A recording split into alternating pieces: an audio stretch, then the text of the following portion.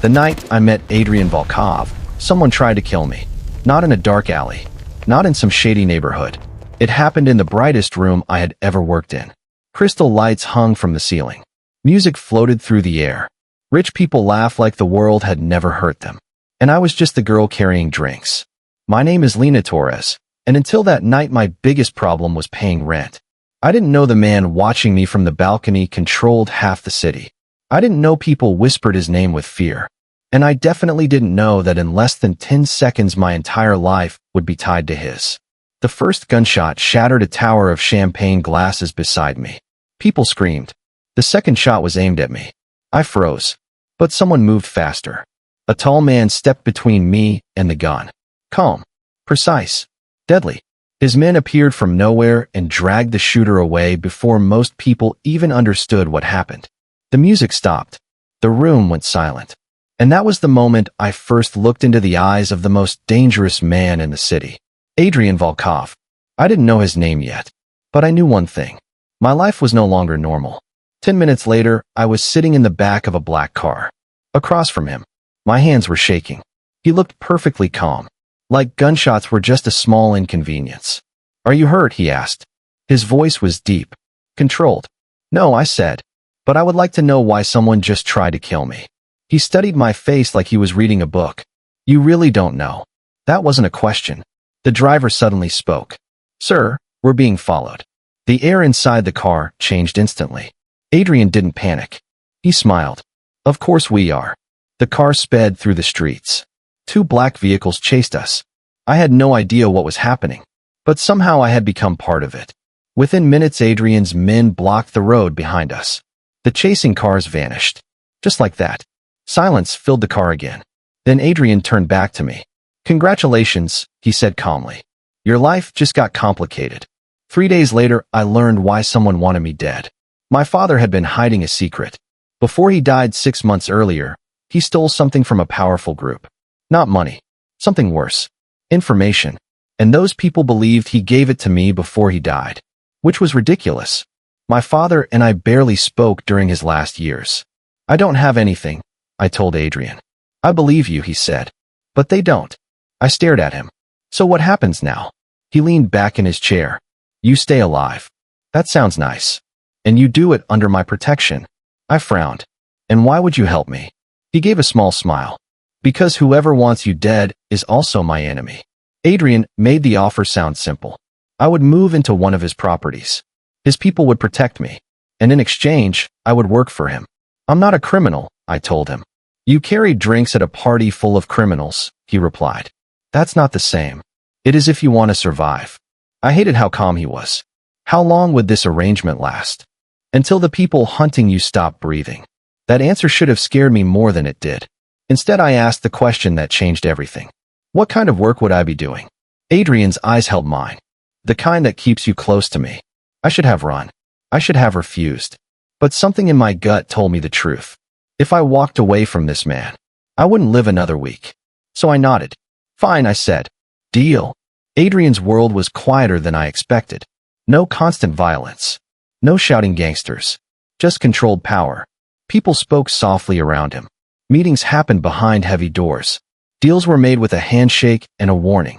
And somehow, within 2 weeks, I became part of it. My job was simple. Schedules. Messages. Meetings. But I quickly noticed something strange. Everyone feared Adrian. No one spoke to him normally. Except me. One evening after a tense meeting, I said something stupid. You know, I told him, you could try smiling once in a while. The room went silent. His men looked horrified. Adrian stared at me for 5 long seconds. Then he laughed. A real laugh. And suddenly everyone in the room looked even more shocked. That was the first crack in the wall around him. People had many stories about Adrian Volkov.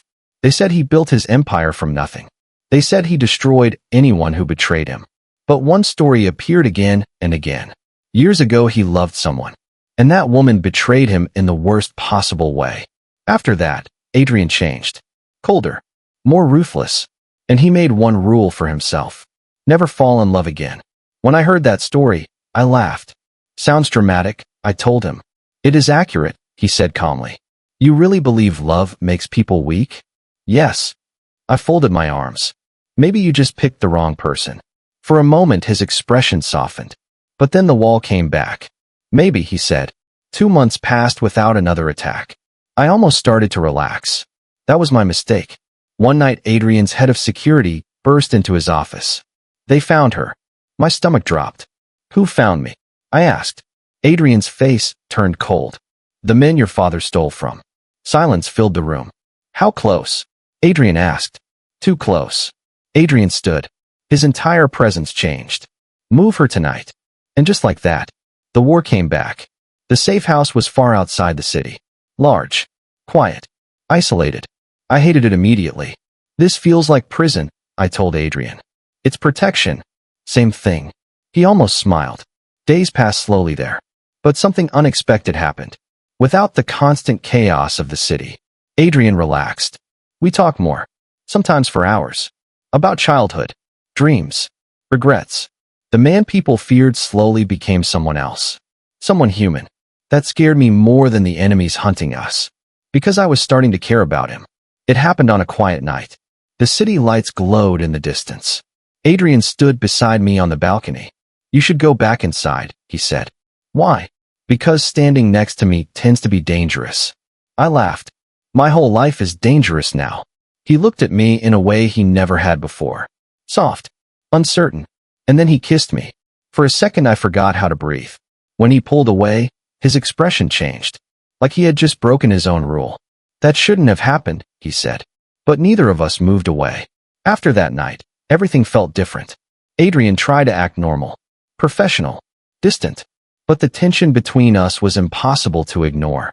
One evening, during dinner, I said it out loud. You regret it. He looked up. Yes. I nodded slowly. Liar. That actually made him smile. And that was the night the line between us finally disappeared. Neither of us planned it. But neither of us stopped it either. For a while, life felt almost peaceful. Danger still existed. But it stayed far away. Adrian seemed happier. Less cold. Even his men noticed. One of them joked that I had performed a miracle. I laughed it off. But deep down I knew the truth. Adrian Volkov was changing.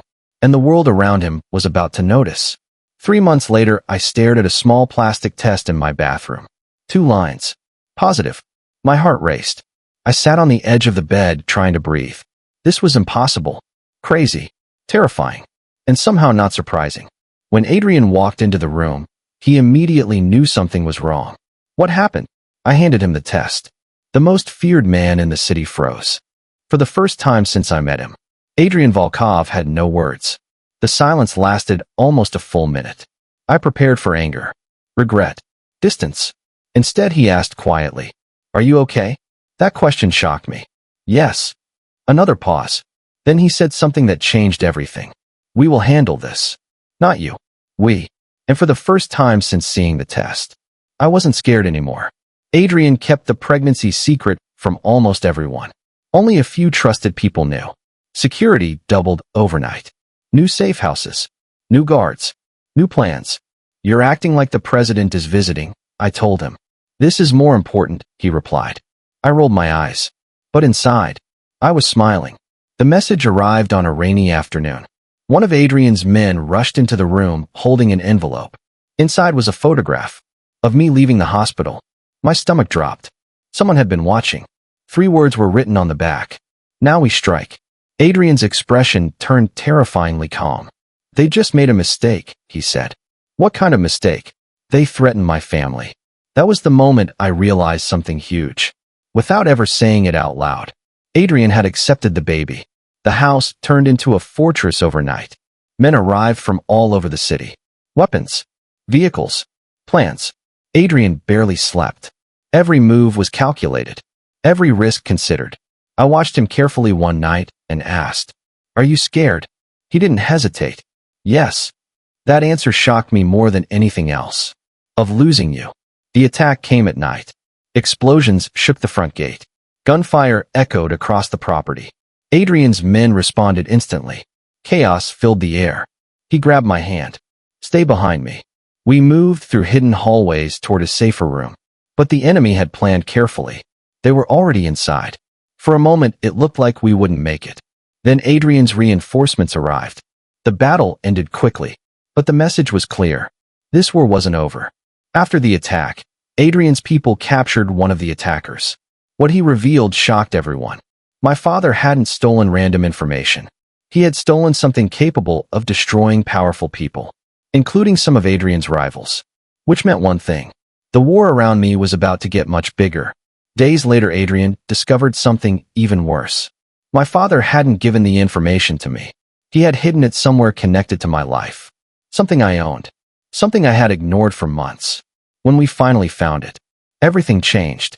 Because the files inside that small device could bring down entire organizations.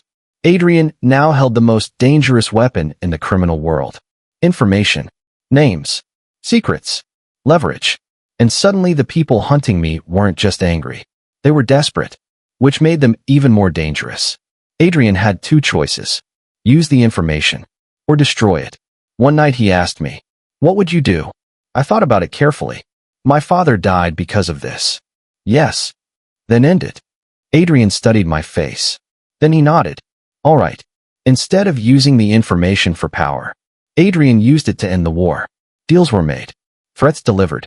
Secrets exposed in exactly the right places. Within days, the people hunting us disappeared. Not dead. Just finished. The balance of power had changed. And Adrian Volkov was now untouchable. Weeks later, we stood on the balcony of a new house. Safer. Quieter. Peaceful. I looked at him and smiled. You broke your rule. He raised an eyebrow. What rule? The one about never falling in love. For once, the famous mafia boss didn't deny it. Instead, he said something simple. Some rules deserve to be broken. Months later, our daughter was born. The hospital was surrounded by enough security to guard a president. Adrian held her like she was made of glass. The most dangerous man in the city looked completely helpless. I laughed. You're terrified. Yes. Good. People still feared Adrian Volkov. They still whispered his name. But the man I knew was different. Stronger. Calmer. Human. One night he looked at our daughter sleeping and said quietly, I once believed love made people weak. And now, he smiled. Now I know it makes them unstoppable. And honestly, anyone who threatened this family was about to learn that the hard way.